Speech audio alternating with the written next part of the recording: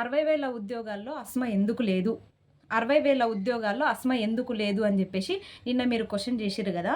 మరి నేను మిమ్మల్ని అడుగుతున్నా 64 ఎమ్మెల్యేలలో మీరెందుకు లేరు? మీరెందుకు ఎమ్మెల్యేగా లేరు మరి? మీరెందుకు లేరు ఎమ్మెల్యేగా? ఆ! ఎవరి టాలెంట్ వాళ్ళది. ఆ! మీరు ఏ నమ్మకంతోనో ఇంకా ప్రయత్నాలు జేస్తున్నారు మరి. ఈసారి కాకపోయినా ఇంకొకసారైనా నాకు పదవొస్తదని ఎన్ని ప్రయత్నాలు జేస్తున్నారు మరి? అంటే ఒక్కసారి ఉద్యోగం మిస్ అయితే ఇంక మేము దేనికి పనికిరామా నిరుద్యోగులము? ఒక్కసారి ప్రయత్నం జేసి పక్కకు జరిగిపోవాలా? ఏం మాట్లాడుతున్నారు మీరు? మతుండే మాట్లాడుతున్నారా? ఏంది? నా క్వాలిఫికేషన్స్ తెలుసా మీకు? ఆ! మీకు నెట్, సెట్ క్వాలిఫై అయ్యున్నారా మీరు? ఆ! నేను జూపిస్తా మరి. మీకు చేతనైతే జూడండి. ఏమేం మాట్లాడుతుర్రు?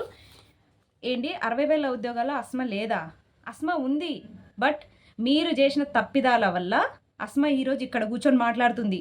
మీరు గురుకులాలు JL, DL, JL, PGT, TGT ఇవ్వకుండా డైరెక్ట్ పీజీటీ ఇవ్వడం వల్ల నాలాంటి నిరుద్యోగులు ఎంతమంది నష్టపోయారో తెలుసా మీకు? మరి కోర్టులో కేసుంది. చేతనైతే దాన్ని క్లియర్ చేసి మిగతా 3,000 మందికి బ్యాక్‌లాగ్ లేకుండా ఉద్యోగాలు ఇవ్వండి. అప్పుడు ఎవరు ఎక్కడుంటారనేది తెలుస్తది. ఎట్లా మాట్లాడుతున్నారు మీరు? ఇవన్నీ నేను వెరిఫికేషన్ వచ్చిన రిసిప్ట్‌లు ఇవన్నీ. చూడండి. అన్నీ. ఈ జనరల్ జేఏలు, ఇది ఇంకా గురుకుల ఇవన్నీ వెరిఫికేషన్స్‌కి వచ్చినవి నేను. అంటే మేము చేతగాకనే, మేము చదవకనే మేము వెరిఫికేషన్ల దాకా పోయినామా?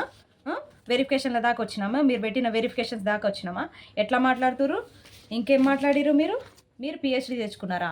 మీ పీహెచ్‌డీ కథలేందో మాకు తెలవదా?